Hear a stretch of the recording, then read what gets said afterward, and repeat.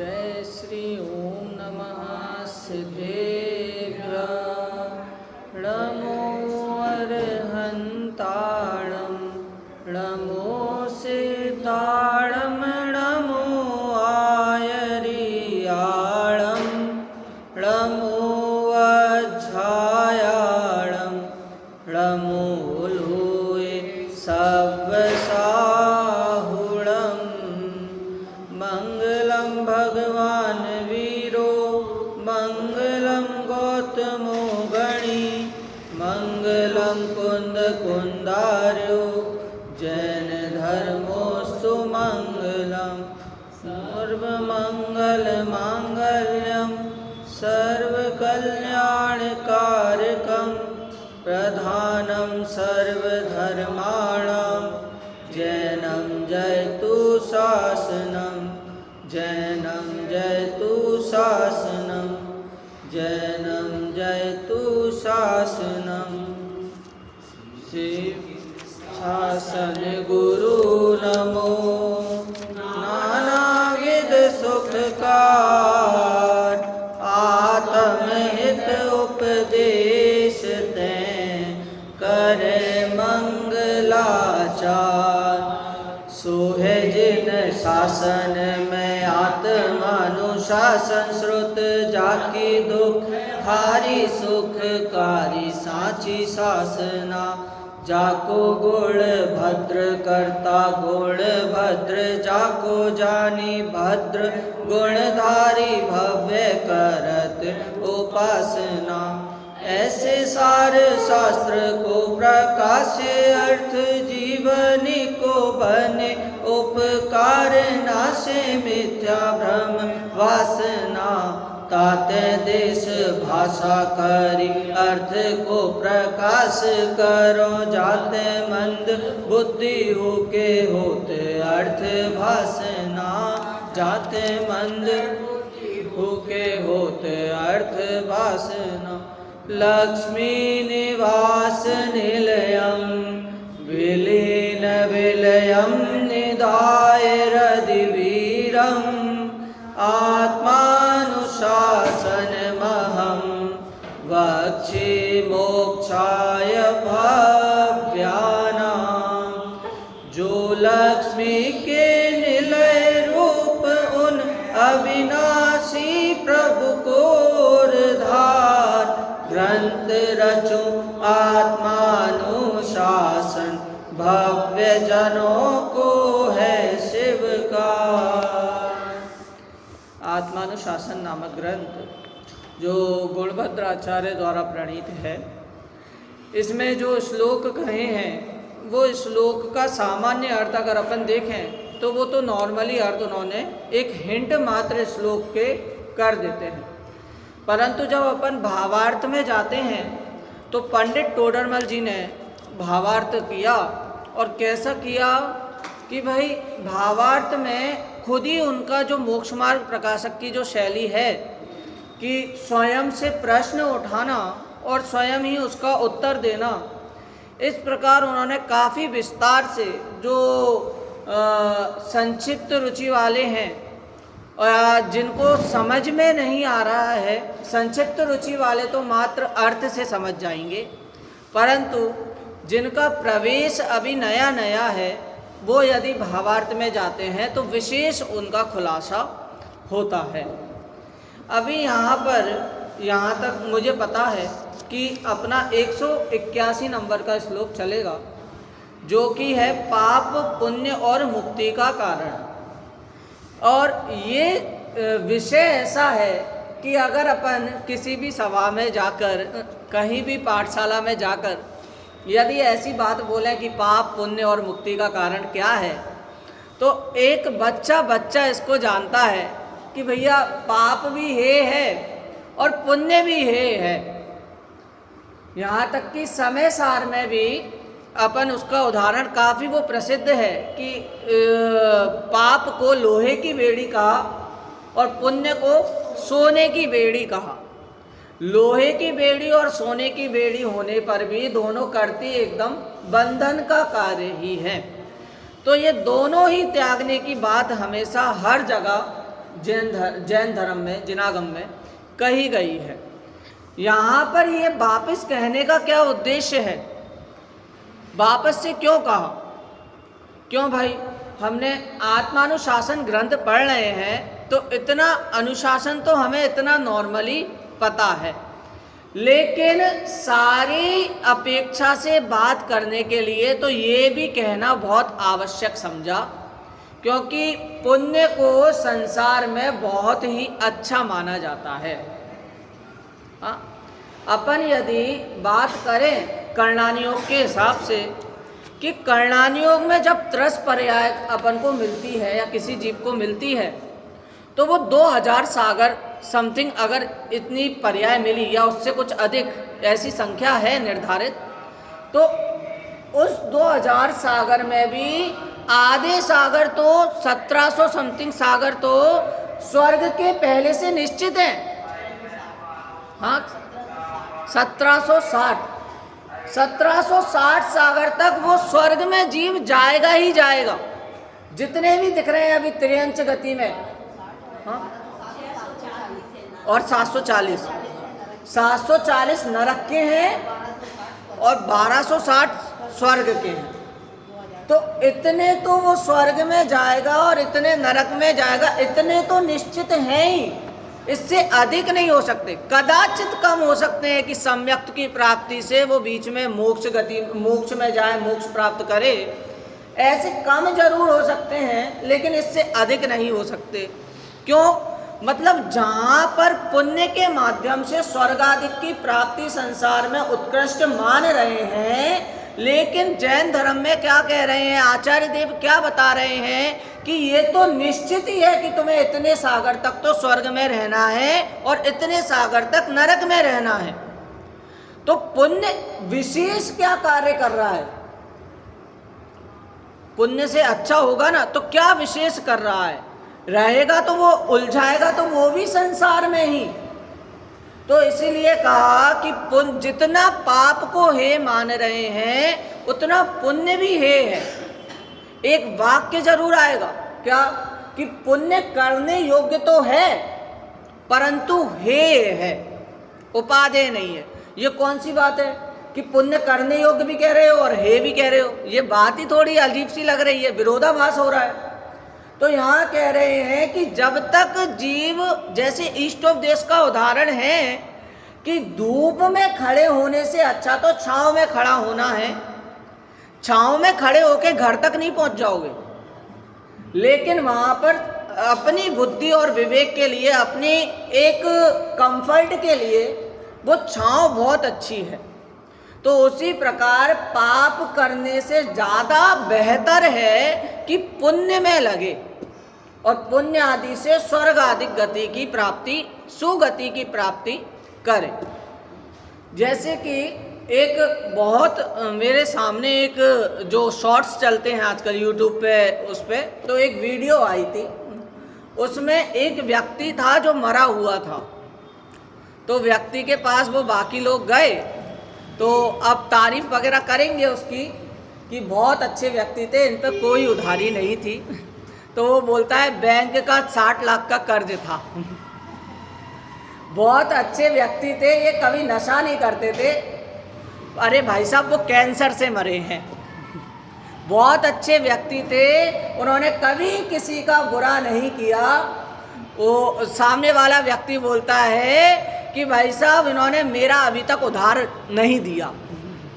तो मतलब क्या कि भाई उस व्यक्ति को भले कितना भी बुरा व्यक्ति हो, मरण समय में स्वर्ग में ही जाना, स्वर्गवास ही उसके पीछे लगता है, क्योंकि स्वर्ग को ही बहुत अच्छी गति यहाँ पर संसार में मान रहे हैं। लेकिन क्या कह रहे हैं, ये स्वर्ग भी संसार में ही है, इसलिए दुख रूप है। तो इससे दूर होने के लिए क्या करें, उस पुण्य का भी त्याग करें। देखिए अपन श्लोक के माध्यम से देखते हैं आचार्य देव क्या कह रहे हैं। पुण्य और पाप रूप बंध किससे होता है और इन दोनों का अभाव किससे होता है? इस प्रश्न का उत्तर आगामी छंद में कहते हैं। मैं पढ़ता हूँ, आधा पढ़ूंगा और आप लोग उसको रिपीट करना, जिससे अच्छे से श्लोक बोल सकें सभी। द्वेषानुराग बुद्धिर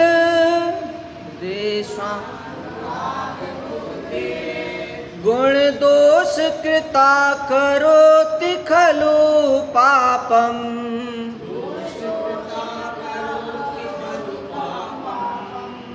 तद्विपरीता पुण्यम तदुभयरहिता तयोर्मोक्षम्।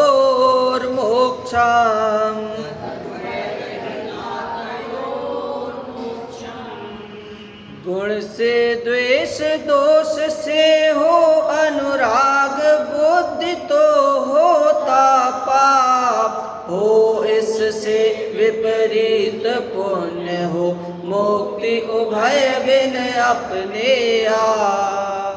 क्या अपन संस्कृत में देखें तो बहुत ही सरल शब्दों में कहा कि द्वेषानुराग बुद्धिर, क्या कि जिसको द्वेष है, किससे द्वेष है? द्वेषानुराग बुद्धिर गुण दोष कृता खलु करोति खलु पापम, जो अपना अपकार कर रहे हैं। द्वेषानुराग बुद्धिर गुण दोष कृता, कि ऐसी चीजों से द्वेष करना जो अपनी आत्मा के हित स्वरूप नहीं है, अहित स्वरूप है। ये तो सॉरी उल्टा बोल दिया मैंने, उल्टा बोल दिया। क्या? जो आत्मा के अहित स्वरूप है उससे राग करना, और जो आत्मा के हित स्वरूप है उससे द्वेष करना, तो वो तो है पाप। और पुण्य इसका उल्टा है। क्या बोला? तद्विपरीता। तद्विपरीता अर्थात जो उससे विपरीत, अर्थात जो आत्मा के हित स्वरूप है उससे तो अनुराग होना, और जो आत्मा के अहित स्वरूप है उससे द्वेष होना, उसे पुण्य कहा है।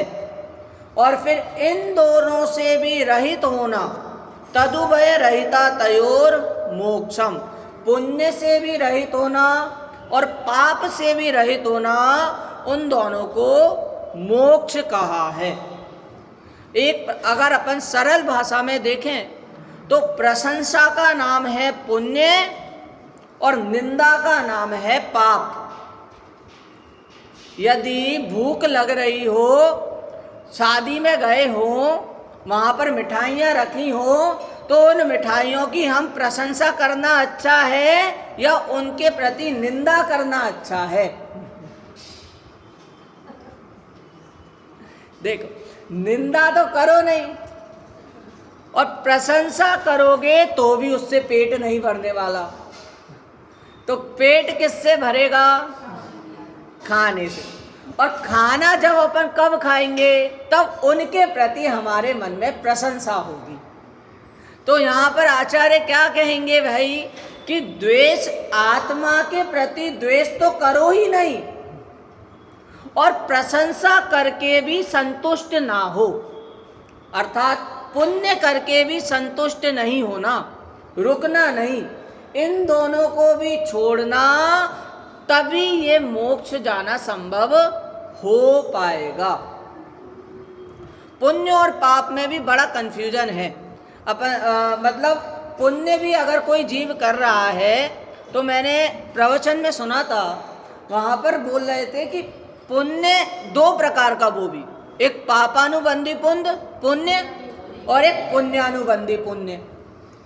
पापानुबंधी पुण्य क्या है कि भाई जैसे एक बच्चा है, उसको एकदम अच्छा परिवार मिला है, उसके घर पे अभक्ष नहीं बनता है, रात्रि भोजन नहीं होता है, छना जल का पान होता है, लेकिन उसकी स्कूल की टाइमिंग है सुबह के 7 बजे।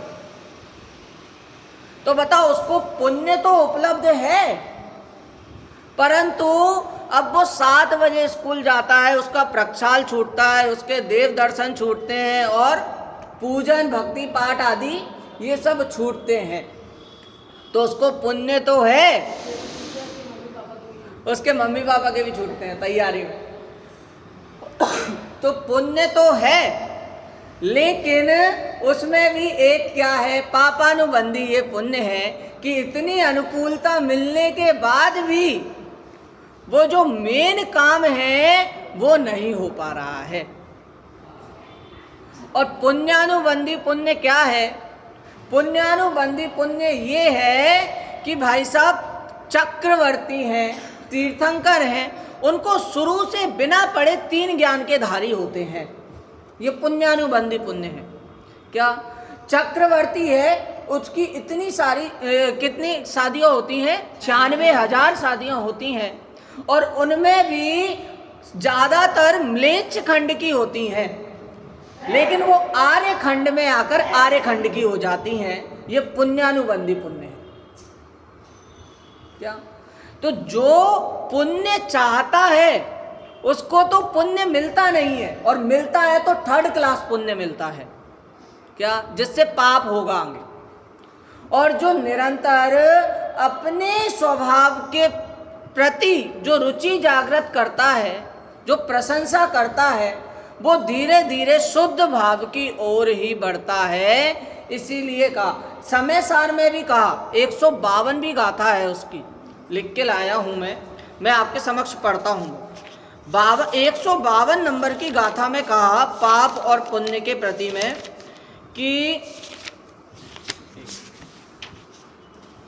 हाँ, यहाँ का सुशील है शुभ कर्म और अशुभ कर्म कुशील है।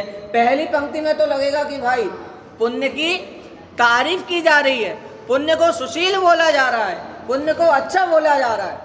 और दूसरी पंक्ति में क्या कह दिया? संसार के है हेतु वे कैसे कहे कि कुशील है। लेकिन ये दोनों ही संसार में उलझाने के कारण हैं, इसलिए हम कहीं से भी नहीं कह सकते कि ये कुशील है या ये सुशील है। ये दोनों ही त्यागने योग्य हैं, दोनों ही छोड़ने योग्य हैं, दोनों ही हे हैं। जैसे कि शादी के समय, कई बार मैं ये बोल चुका हूँ वैसे, कि शादी के समय लिफाफा आता है, हाँ, उसमें अपन कार्ड में लिख के तो भेजते नहीं है कि हमें इतने का लिफाफा देना। तो लिफाफा आया तो वो आपके पुण्य का उदय हुआ या पाप का उदय हुआ?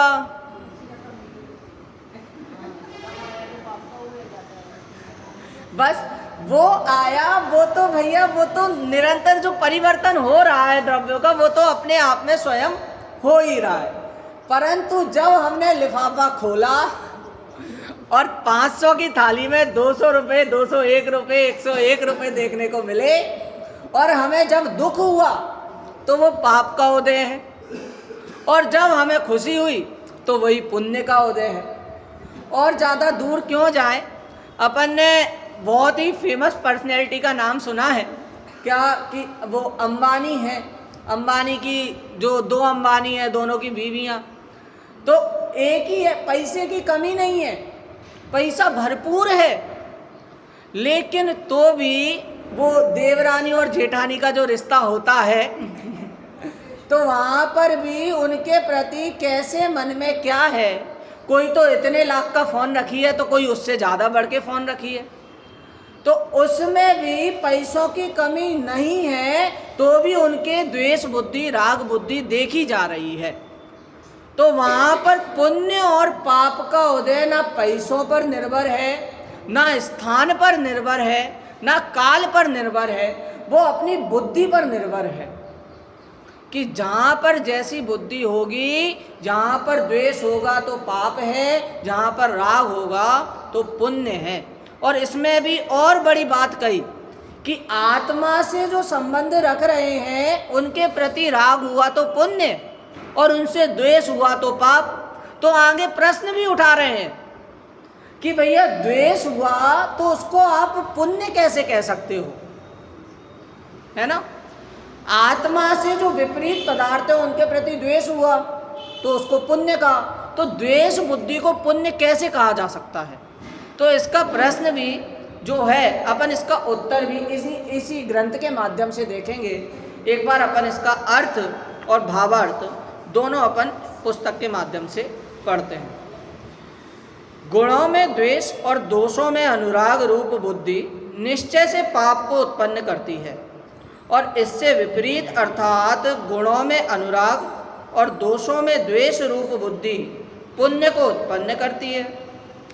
इन दोनों से रहित बुद्धि पुण्य और पाप रूप कर्मों से मुक्त करती है।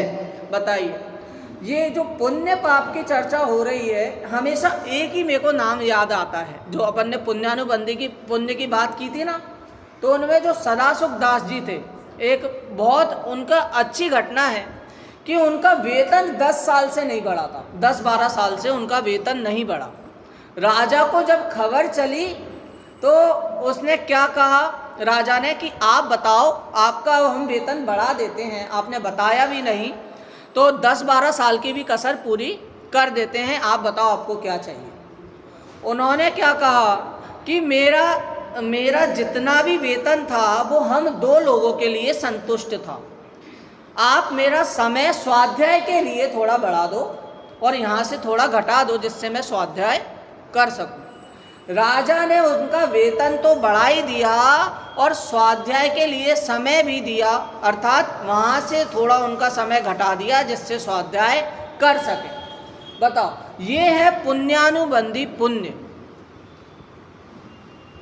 जहाँ पर पुण्य की चाह होगी वहाँ पर पुण्य आएगा नहीं, और जहाँ अपने आप में जो कार्य चल रहा है वो कार्य चलते रहेगा तो पुण्य स्वयं आएगा। पुण्य हमें देना वो चाहता है जो हमें चाहिए भी नहीं।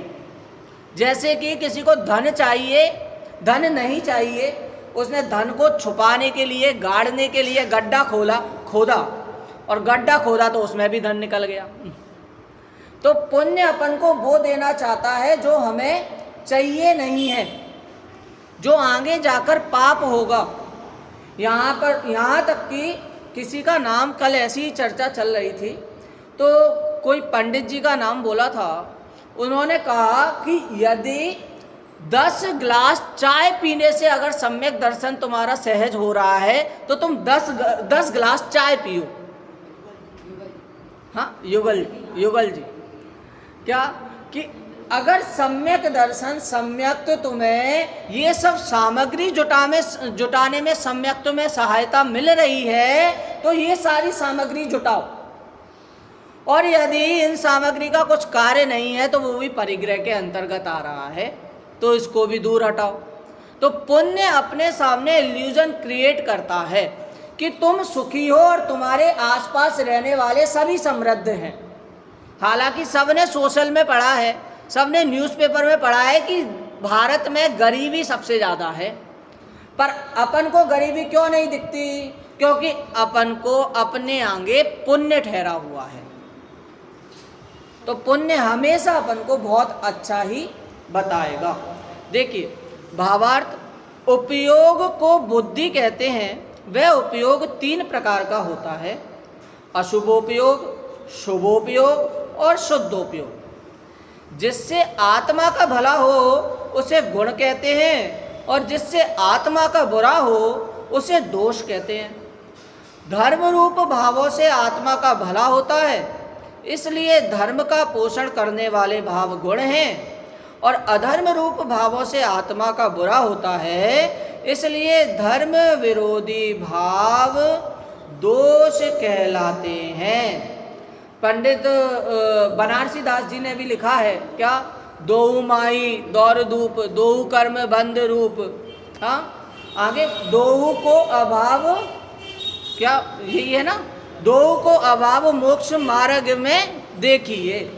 इन दोनों के अभाव को ही मोक्ष मार्ग में।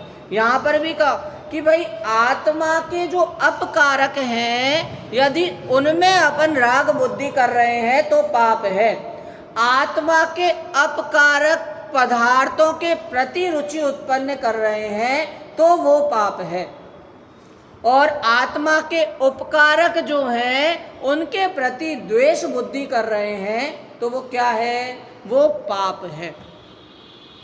तो इसीलिए पुण्य पाप का, इसमें भी यही का सेम का, अपन को जो अर्थ में बताया ना, शॉर्ट में बताया पुण्य और पाप को, इनको थोड़ा विस्तार से कहा। पहले में तो अपन को पाप का बता दिया, दूसरे में अब पुण्य का बताएंगे। पैराग्राफ में पढ़ें। जिस जीव को तीव्र मोह के उदय से गुणों में द्वेष हो और दोषों में अनुराग हो, अथवा इसी अभिप्राय से जिसमें गुण हो या जो गुणों का कारण हो उससे द्वेष हो, और जिसमें दोष हो या जो दोषों का कारण हो उससे अनुराग हो, उस जीव को अशुभ उपयोग पाया जाता है, उससे पाप बंद होता है। दूसरा पैराग्राफ।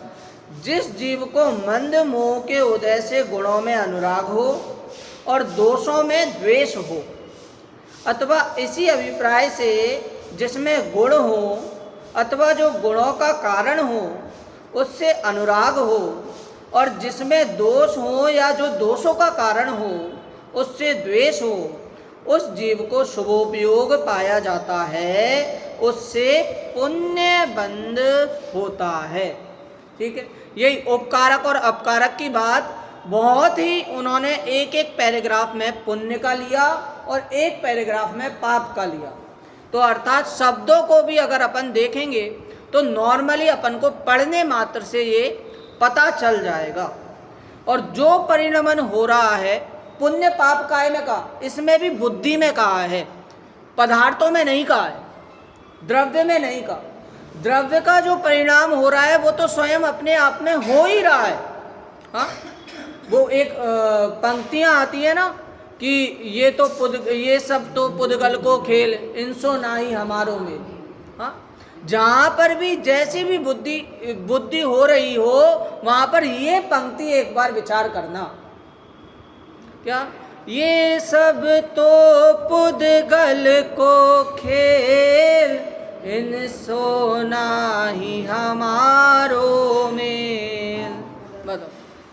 तो भाई ये पंक्ति बहुत अपने आप में निश्चय, दृढ़ निश्चय अपन को करती है कि जितनी भी चर्चा अभी, जैसे कि अगर किसी का कोई चीज़ का प्लान बन रहा हो, कहीं घूमने का प्लान बन रहा हो, तो पुण्य के या पाप के उदय वो आपको निर्भर करता है।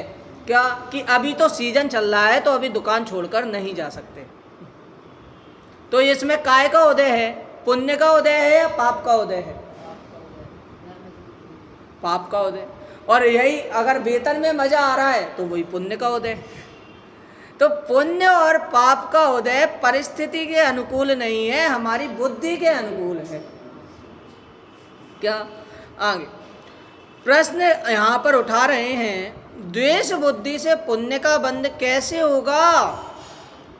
उत्तर, अपनी कसाय के प्रयोजन से द्वेष करने पर पाप बंध ही होता है।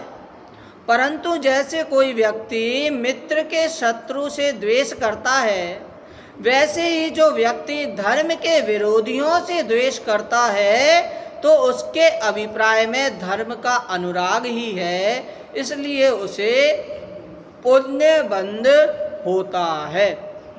इस संबंध में शास्त्रों में उदाहरण प्रसिद्ध है।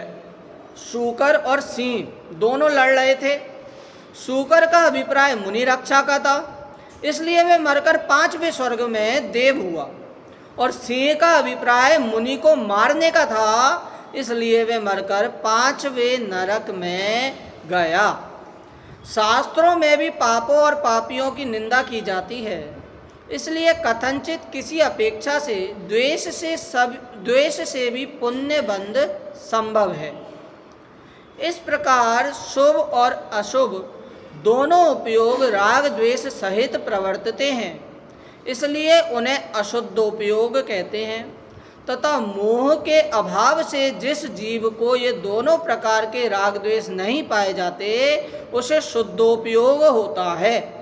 उससे पुण्य कर्म और पाप कर्म का नाश ही होता है, नवीन बंध नहीं होता, पूर्व बंध की निर्जरा होती है। इस प्रकार 3 प्रकार का उपयोग ही पुण्य पाप के बंध और उन दोनों के नाश का कारण जानना चाहिए। आपने देखा कि जो लास्ट पैराग्राफ है उसमें सिर्फ शुद्धोपयोग की बात हुई, बीच में अपन को उपयोग के नाम गिना दिए थे, कि भाई अशुभोपयोग, शुभोपयोग और शुद्धोपयोग, ये 3 प्रकार के हैं। बाकी आधी से ज़्यादा चर्चा 2 उपयोग के बारे में चली, पुण्य के संबंध में, शुभोपयोग के संबंध में, और पाप के संबंध में, अशुभोपयोग के संबंध में। ऐसा क्यों? जैसे किसी आपने पिक्चर मूवी वगैरह देखते होगे तो उसमें सबसे पहले वो हीरो एक अकेला रहता है और विलन के साथ 4 5 6 7 8 9 10 इतने गुंडे रहते हैं। क्या सबसे पहले तो अपन विलन को बहुत अच्छा बना देते हैं कि भाई इस पे इतनी धन संपत्ति है, इतना वैभव है, इतना इसका प्रचार प्रसार फैला हुआ है पूरे शहर में, पूरे देश में, तो विलन बहुत खतरनाक है। और लास्ट में हीरो आता है और उस विलन को मार देता है। तो मतलब अपने आप ही कन्फर्म हो जाता है कि विलन तो ऐसे ही था और हीरो में ज़्यादा दम थी। तो उसी तरह पुण्य और पाप जो विलन है उनको तो पहले बहुत अच्छे से बता दिया कि इनका साम्राज्य बहुत फैला हुआ है, लेकिन एक बार इन दोनों से हटकर जब शुद्धोपयोग आएगा तो इन दोनों को मार गिराएगा। इसलिए अंत में शुद्धोपयोग के बारे में कह दिया। सूकर और सिंह लड़ रहे हैं तो उनमें से अच्छा कौन है? सूकर और सिंह लड़ रहे हैं, सूकर की भावना है मुनिराज बच जाए और सिंह की भावना है मुनिराज को मैं खा लूं। तो उन दोनों में अच्छा कौन है? तो उन दोनों में यदि बात आती है तो सूकर को अच्छा मानते हैं। लेकिन अगर तीनों के संबंध में बात आएगी तो आप किसकी तरफ चेयर करोगे? सूगर सूगर सूगर या सिंह सिंह सिंह? तो उनमें से भी अगर हमें डिसाइड करना हो तो उनमें से हमें मुनिराज, शुद्धोपयोग में जो स्थिर हैं, उन मुनिराजों के प्रति ही हमारे दृढ़ भाव, हमारे निश्चय भाव जाएंगे। तो हमें शुभोपयोग को भी त्याग करना है, शुद्धोपयोग को भी त्याग करना है, नहीं, शुभोपयोग और अशुभोपयोग को भी त्याग करना है और शुद्धोपयोग को ग्रहण करना है। इस प्रकार बहुत ही विस्तार से कहें या लघुता से कहें, उन्होंने बहुत संक्षिप्त शब्दों में बहुत ज़्यादा अर्थ को कह दिया। अब आगे का जो श्लोक आएगा उसमें राग द्वेष का कारण क्या है इसके संबंध में विचार होगा। तो उनके लिए आगे का श्लोक कहते हैं, अनुष्टुप श्लोक है, मैं यहाँ से पढ़ता हूँ। मोह बीजाद्रति द्वेषौ बीजान् मूलांकुराविव तस्मात् ज्ञानाग्निनादायं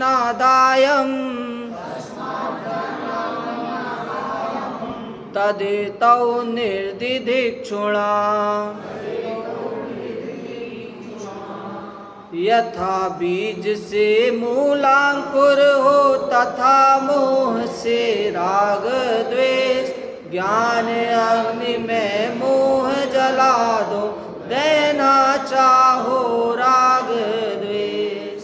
क्या कि भैया जिस प्रकार बीज होता है वो एक मूल होता है और बीज से ही अंकुर फूटता है और उसी से वृक्ष बनता है। तो क्या उसी प्रकार मोह बीजाद्रति द्वेषौ, मोह बीज से क्या होता है? मोह बीज से राग द्वेष की उत्पत्ति होती है, राग द्वेष का अंकुर फूटता है। आगे तस्मात् ज्ञानाग्निनादायं तदेतौ निर्दिदिक्षुणा। क्या कि भाई इस प्रकार ज्ञान अग्नि क्या करती है? उस मोह बीज को जलाती है और क्या करती है? दहना चाहो राग द्वेष, और जो वो थी राग और द्वेष जो पनपा था उनको क्या करते हैं? जला देती है। तो ये ज्ञान अग्नि के माध्यम से ही संभव है। तो इस प्रकार एक बीज और अग्नि का उदाहरण लेते हुए ज्ञान को अग्नि की उपमा दी और मोह को बीज की उपमा दी, राग द्वेष को एक अंकुर की उपमा दी, जो नया पौधा जो उत्पन्न हुआ है मोह बीज द्वारा, और ज्ञान अग्नि द्वारा इन सबको जलाने के लिए कहा। तो इस प्रकार आचार्य देव ने उदाहरण और सिद्धांत दोनों एक साथ ही बताए अर्थ क्या है? जैसे बीज से वृक्ष की जड़ और अंकुर होता है, वैसे मोह रूपी मूल कारण से आत्मा को राग द्वेष होते हैं। इसलिए जो जीव राग द्वेष का नाश करना चाहते हैं, उन्हें ज्ञान रूपी अग्नि से मोह दग्ध करना चाहिए। इसी प्रकार की चर्चा अपन ने पूजन के माध्यम से भी अपन को देखने को मिलती है। सीमंदर पूजन यदि अपन देखेंगे तो उसमें भी ऐसी एक छंद आया है कि भाई, हाँ कौन सा, हाँ, चिरंतर दाह मिटाने को तुम ही मलयागिरी चंदन हो। उसमें हालांकि चंदन कहा, लेकिन जहाँ पर इस ज्ञान को अग्नि कहा तो वहाँ पर कर्मों को अग्नि कह दिया जाता है। तो इस प्रकार अग्नि और शीतलता की चर्चा पूजन में, भक्ति में, अन्य अन्य जगह अपन को देखने को मिलती है। तो एक प्रकार से कह सकते हैं कि जितनी भी पूजन या जितनी भी चर्चा अपने बीच होती है, तो वो एक ग्रंथ के माध्यम से ही सारी चर्चा देखने को मिलती है। जैसे कि जब राकेश पंडित जी यहाँ पर प्रवचन कर रहे थे तो उन्होंने भी बताया था कि 6 ढाला में जितनी भी चर्चा आती है वो आगम के परिप्रेक्ष्य में होके हुए आती है। तो हर एक ग्रंथ की एक एक पंक्ति अगर अपन देखें तो वो कोई ना कोई ग्रंथ से रिलेट करती है। तो ऐसे ही जब उन्होंने हमें भी पढ़ाया था स्मारक में, तो स्मारक में उन्होंने पंचास्तिकाय और द्रव्य संग्रह, इस प्रकार उन दोनों के बीच में भी बताया कि क्या कॉमन चीज़ है और क्या अलग चीज़ है। तो इस प्रकार अपन जितनी भी चीज़ें देखेंगे, जितने भी ग्रंथ देखेंगे, उन सब में निकलेगा तो एक ही सार, परंतु उनमें अगर बिगड़ भी जाएंगे, अगर अपन अलग अलग भी हो जाएंगे, तो वहाँ पर कह रहे हैं कि भैया अलग अलग फैलने का नाम धर्म नहीं है। जो फैले हुए हैं उनमें से एकत्व रूप में आना, उसका नाम धर्म कहा जाता है। अब इसका अर्थ अपन ने पढ़ लिया। प्रवचन लेट शुरू हुए थे शायद इस बार, है ना, 9:20 पे हुए थे। अच्छा, तभी एकदम से जल्दी एकदम से ध्यान गया तो टाइम ज़्यादा हो गया। तो अपन इसका अर्थ अपन ने पढ़ लिया। अब भावार्थ की बारी है। तो भावार्थ में एकदम विशेष रूप से जो इसमें कहा गया है, इसकी चर्चा अपन कल ही करते हैं। और एक बार अपन दोनों श्लोकों का पाठ यहाँ से करते हुए आज की वाणी विराम देते हैं। पाप, पुण्य और मुक्ति का कारण पहले छंद पढ़ेंगे अपन। द्वेषानुराग बुद्धिर गुण दोष कृता करोति खलु पापम तद्विपरीता पुण्यम तदुभय रहिता तयोर्मोक्षम्। गुण से द्वेष, दोष से हो अनुराग, बुद्धि तो होता पाप हो, इससे विपरीत पुण्य हो, मुक्ति उभय बिन अपने आप। मोह बीजात्रति द्वेषौ बीजान् मूलांकराविव, तस्मात् ज्ञानाग्निनादायं तदेतौ निर्दिदिक्षुणा। यथा बीज से मूलांकुर हो, तथा मोह से राग द्वेष। ज्ञान अग्नि में मोह जला दो, दहना चाहो राग द्वेष। इस प्रकार आज की चर्चा यही विराम देते हैं। सहजानंदी शोध स्वभाव।